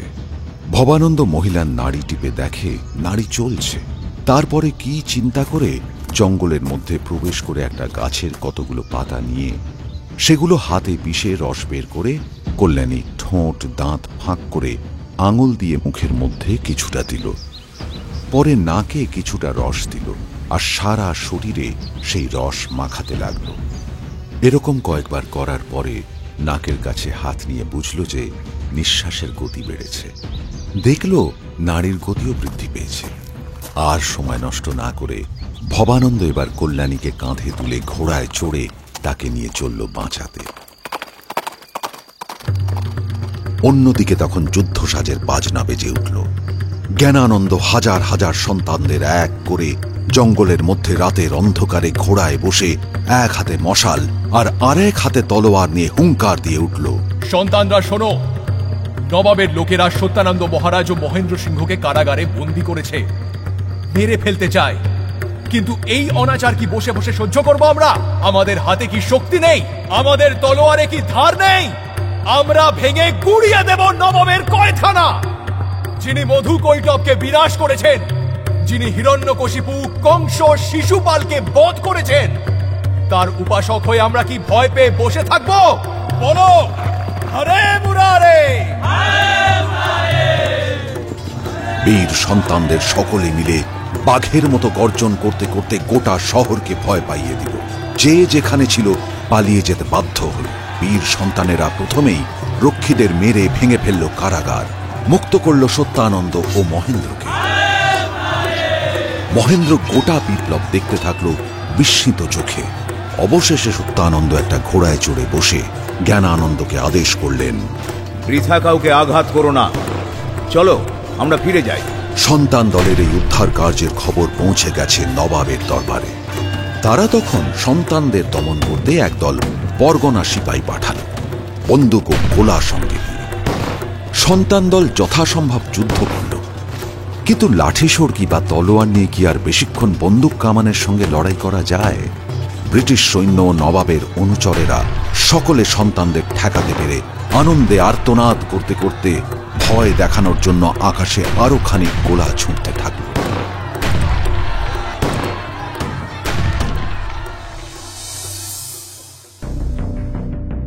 সন্তান দল বুঝতে পারল ব্রিটিশ এবং নবাবের সৈন্যের সঙ্গে মোকাবিলা করতে হলে তাদের আরও শক্তিশালী হতে হবে। মহেন্দ্র সিংহের বাড়িতে গোপনে বিপুল আগ্নেয়াস্ত্রের ভাণ্ডার তৈরির উদ্যোগ নিলেন সত্যানন্দ। আর শান্তি, তার কি হলো? জীবানন্দের সঙ্গে তার কি দেখা হবে? অন্যদিকে সন্তান দলও কি পারবে বিরোধী শক্তির সমকক্ষ হয়ে উঠতে? শুনুন আনন্দমঠের দ্বিতীয় এবং শেষ পর্ব আগামী সপ্তাহে। আজকের প্রশ্ন: সন্তান দলের সদস্যরা নবাবের কারাগার থেকে কাদের মুক্ত করল? প্রথম 10 জন সঠিক উত্তরদাতার নাম এই নটার গল্প চ্যানেলেই ঘোষণা করা হবে আগামী সপ্তাহে আনন্দমঠ দ্বিতীয় পর্বের শেষে। গত সপ্তাহের অরক্ষণীয়া গল্পে প্রশ্ন ছিল, নদীর ঘাট থেকে কি কুড়িয়ে পেল অতুল? প্রথম 10 জন সঠিক উত্তরদাতার নাম: সঞ্জীব ভট্টাচার্য, অভিজিৎ কর্মকার, মালিনী, টুম্পা সর্দার ঢালি, সুদীপ দে, তাজ হাইলাইটস, মিনতি সরকার, প্রতাপ ঘোষ, শানু ও কেয়াকুণ্ডু। নটার গল্প, গল্পে গল্পে জমজমাট। আমাদের এই চ্যানেলটি শেয়ার ও সাবস্ক্রাইব করুন। বেল আইকন প্রেস করতে ভুলবেন না কিন্তু।